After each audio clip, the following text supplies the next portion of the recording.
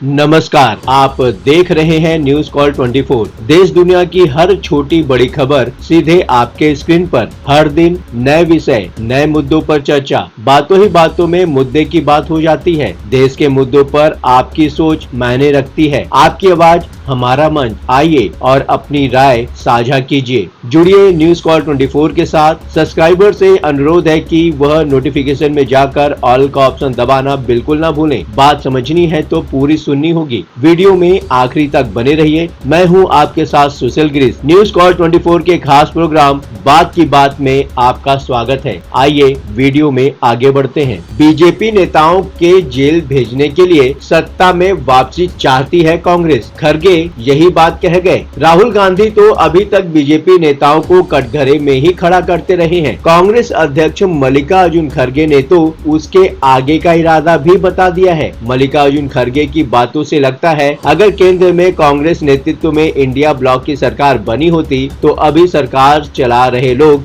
Jail भेजे जा चुके होते। कांग्रेस ने भले ही सत्ता में आने पर देश में जातीय जनगणना करवाने का प्रस्ताव पास किया हो, राहुल गांधी भले ही सत्ता में आने पर 5 न्याय दिलाने की बात करते आ रहे हों, लेकिन कांग्रेस के नेतृत्व में इंडिया ब्लॉक के सत्ता में आने का असली मकसद तो मल्लिकार्जुन खरगे ने बता दिया है। वो तो सारे ही राजनीतिक दुश्मनों को जेल में डालने की बात करने लगे हैं। कांग्रेस अध्यक्ष मल्लिकार्जुन खरगे का कहना है कि अगर कांग्रेस वाले गठबंधन की लोकसभा चुनाव में 20 सीटें और आ गई होती तो वे सारे लोग जेल भेजे जा चुके होते। मल्लिकार्जुन खरगे चुनाव के दौरान काफी गुस्से में भाषण देते हैं और कई बार उनके भाषणों पर विवाद हुआ है। 2023 के विधानसभा चुनाव में तो बीजेपी को पांडव बताकर वो कांग्रेस की फजीहत भी करा चुके हैं। जम्मू कश्मीर विधानसभा चुनाव के लिए अनंतनाग की रैली में मल्लिकार्जुन खरगे ने कहा, कांग्रेस और नेशनल कॉन्फ्रेंस का गठबंधन देखने के बाद बीजेपी बौखला गई है, इसलिए बीजेपी जम्मू कश्मीर की लिस्ट बार बार बदल रही है। इतना घबरा गए हैं कि 2-3 लिस्ट बदल दी है, बगावत शुरू हो गई है।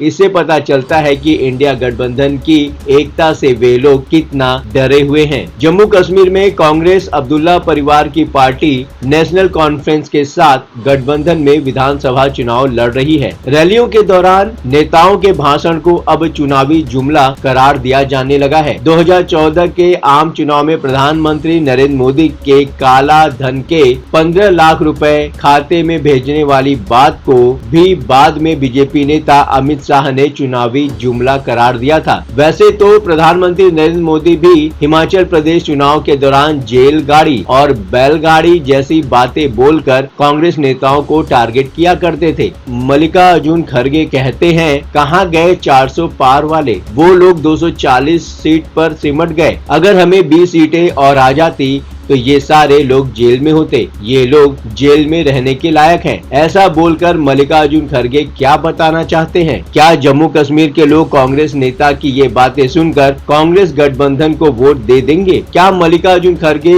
बगैर किसी का नाम लिए जेल भेजे जाने की बात कर कोई और मैसेज देना चाहते हैं? क्या मल्लिकार्जुन खरगे की बातों से जम्मू कश्मीर के लोग खुश हो जाएंगे? क्या वो ये कहना चाहते हैं कि जिन लोगों की नीतियों की वजह से जम्मू कश्मीर से धारा 370 खत्म की गई, उनसे वो बदला लेकर रहेंगे? क्या बीजेपी नेताओं को सत्ता में आने पर जेल भेजने की बात कर मल्लिकार्जुन खरगे धारा 370 खत्म किए जाने की तरफ भी कोई इशारा कर रहे हैं? राहुल गांधी तो अब सिर्फ स्टेटहुड वापस दिलाने की बात करते हैं, लेकिन क्या मल्लिकार्जुन खरगे धारा 370 पर भी कोई आश्वासन दे रहे हैं? जब सोनिया गांधी और फिर राहुल गांधी से प्रवर्तन निदेशालय के अधिकारी दफ्तर बुलाकर पूछताछ कर रहे थे तो मीडिया से बातचीत में कई कांग्रेस नेता भी राहुल गांधी की गिरफ्तारी की आशंका जता रहे थे, लेकिन वैसा कुछ हुआ नहीं। वैसे राहुल गांधी के खिलाफ तो देश की कई अदालतों में मानहानि से जुड़े केस भी चल रहे हैं और नेशनल हेराल्ड के केस में वो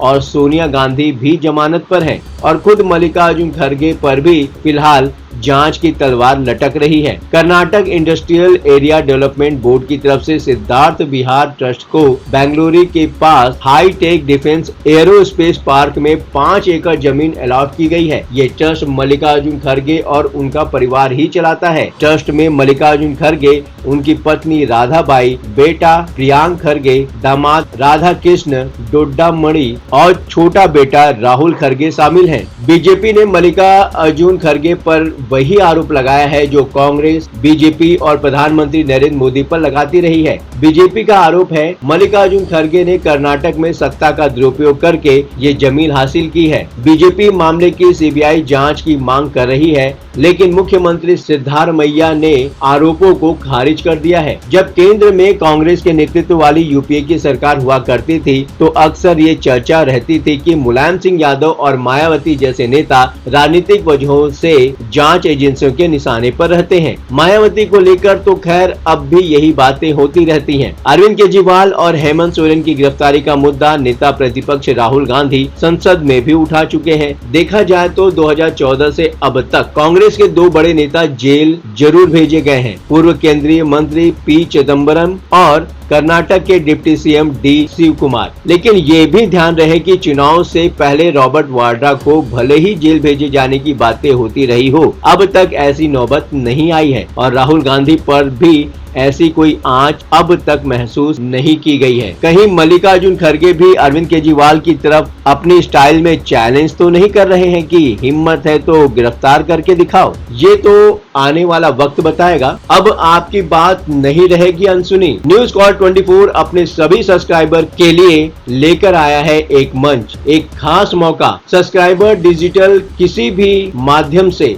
या लाइव सेशन के जरिए सीधे हमसे जुड़ सकते हैं और अपनी बात देश के सामने रख सकते हैं। वीडियो में दिए गए व्हाट्सएप नंबर पर सिर्फ व्हाट्सएप मैसेज द्वारा ही संपर्क करें। अभी तक आपने न्यूज कॉल 24 को सब्सक्राइब नहीं किया है तो अभी इसे सब्सक्राइब करें। आज के लिए बस इतना ही। बने रहिए न्यूज कॉल 24 के साथ।